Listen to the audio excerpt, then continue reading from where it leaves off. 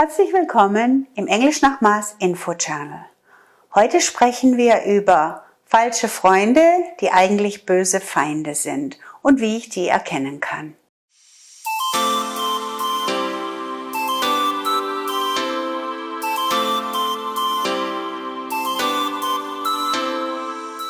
Wir sprechen hier im Info Channel viel über falsche Freunde. Und in meinem Blog ist da eine eigene Rubrik nur für das Thema. Wenn Sie also noch mehr über falsche Freunde erfahren möchten und noch mehr Beispiele lesen möchten, dann kann ich Ihnen den Blog wärmstens ans Herz legen. Den finden Sie unter www.englisch-nach-maß.com. Maß wird mit 2 S geschrieben und Englisch mit SCH. Da ist der Blog und ich weiß nicht, wie viele Blogartikel zum Thema falsche Freunde da sind. Es sind viele. Also, wir schauen uns heute aber keine falschen Freunde spezifisch an, wie wir das sonst tun, sondern wir schauen uns an, wie ich vermeiden kann, dass ich in die falsche Freunde-Falle tappe. Grundregel Nummer 1. Wenn ich ein Wort sehe, und wir bleiben jetzt bei Deutsch-Englisch, wenn ich ein englisches Wort sehe, das dem deutschen oder irgendeinem deutschen Wort ähnlich sieht, dann ist ja das falsche Freundverhalten, das man dann annimmt, das hat die gleiche Bedeutung. Und das ist eben oft nicht der Fall, dann ist der falsche Freund eben ein gemeiner Feind. Der Weg, das zu vermeiden, die Herangehensweise in diesem Fall ist, dass man das nicht tut. Wenn man ein Wort sieht, das eine Ähnlichkeit mit einem deutschen Wort aufweist oder umgekehrt, deutsches Wort und man sieht das englische Wort, dass man eben grundsätzlich annimmt, dass es ein böser Feind und nicht ein falscher Freund ist. Oder beziehungsweise es ist ein falscher Freund und kein echter Freund. Soweit, so gut.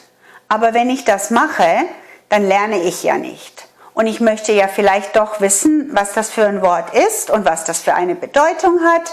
Und vielleicht möchte ich meine Sprachkompetenz damit auch verbessern. Und da sind wir übrigens auch wieder bei Microlearning. Das erwähne ich ja oft. Microlearning ist wieder das Lernen in kleinen Häppchen, weil unser Gehirn so das Lernen viel, viel besser verarbeiten kann. Und gerade im Umgang mit falschen Freunden ist Microlearning eine tolle Technik. Das heißt, Schritt 1 ist, finden Sie raus, was das Wort wirklich bedeutet. Früher hätte man gesagt, schlagen Sie es nach, heute sagt man, googeln Sie es.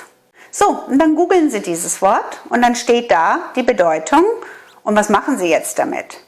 Wenn Sie das nur lesen und sonst nichts, dann werden Sie es wieder vergessen. Das ist so, das ist nicht nachhaltig. Das heißt, jetzt brauchen Sie eine Technik, die Sie anwenden können, damit dieses Wort ein echter Freund wird, egal was es jetzt ist, damit Sie es behalten können, damit Sie es in Ihren Wortschatz aufnehmen können, damit Sie nicht damit in möglicherweise eine fiese falsche Freunde-Falle tappen. Und da gibt es mehrere Techniken, mehrere einfache Tricks, die man anwenden kann. Der erste ist, wenn Sie wissen, was das Wort bedeutet, dass Sie anfangen, damit zu arbeiten. Damit zu arbeiten bedeutet, dass Sie sich über mehrere Tage, mehrmals am Tag, Gelegenheiten schaffen, indem Sie das Wort anwenden. Und ich meine jetzt nicht einfach nur über dieses Wort nachdenken, das bringt nichts, das hilft nichts, sondern Sie müssen es anwenden und beim Anwenden auch sprechen und möglichst in einem Zusammenhang anwenden. Das heißt, wenn wir zum Beispiel den falschen Freund Isolierung haben, dann könnte es sein, wenn ich isoliere sage, dass ich das englische Wort isolate sehe und meine, das bedeutet, ich isoliere etwas. Stimmt aber nicht. Weil isolieren im Englischen ist eine Vereinsamung, nicht im Deutschen eine Wärmedämmung oder eine Umhüllung. Im Englischen ist die Isolierung Insulation, nicht Isolation. Wenn ich jetzt aber konkret das Wort Isolation verankern möchte, dann wäre eine Möglichkeit, dass ich ganz bewusst nach Situationen suche, wo ich für mich dieses Wort anwenden kann. Und dann muss ich es auch in einem zusammenhängenden Satz oder einem zusammenhängenden Konstrukt sprechen. Keine Angst, Sie müssen es nicht laut sagen. Es reicht, wenn Sie es ganz leise sagen. Es reicht sogar, wenn Sie es flüstern. Aber witzigerweise, Sie müssen es sprechen. Unser Gehirn merkt sich Dinge viel besser im Sprachlichen, wenn wir es sprechen. Das heißt, suchen Sie ganz bewusst nach Gelegenheiten über den Tag, wo Sie dieses neue Wort anwenden können. Und wenn Sie das über ein paar Tage gemacht haben, dann sitzt dieses Wort. Dann haben Sie es wirklich fest verankert und dann können Sie zum nächsten Wort übergehen. Es ist nicht hilfreich und nicht sinnvoll, 5, 6, 7 neue Wörter quasi auf eine Liste zu tun und die abzuarbeiten. Das bringt nicht so viel, als wenn Sie sich auf eins konzentrieren, das konsequent anwenden und dann zum nächsten gehen. Also nochmal, Sie müssen jetzt keine lauten Selbstgespräche führen, damit die Nachbarn denken, Sie müssten vielleicht irgendwie in die Psychiatrie. Es reicht, wenn Sie es leise machen, aber Sie sollten es konsequent tun.